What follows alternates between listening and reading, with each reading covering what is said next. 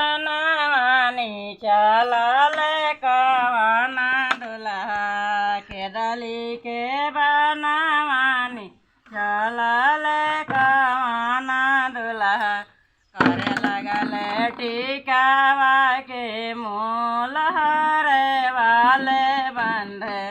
करे लगल टिकावा के मूल हरे वाले बंध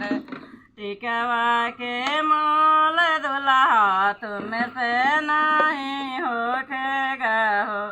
टिकावा के मोल दुल्हा तुम से नहीं होखेगा हो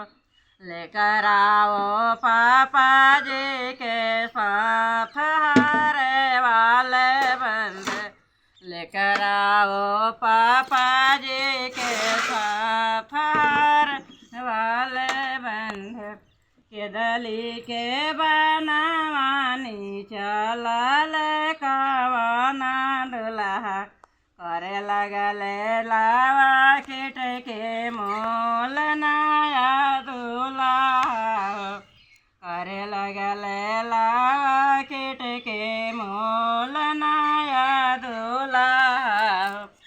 लावा किट के मोल दुल्हा तुम से नहीं होखेगा लेकर आओ भैया जी के साथ हरे वाले बंध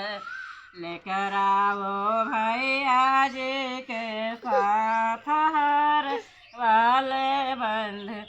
से टिकावा पहिरेली दुल्हन कवना दुल्हन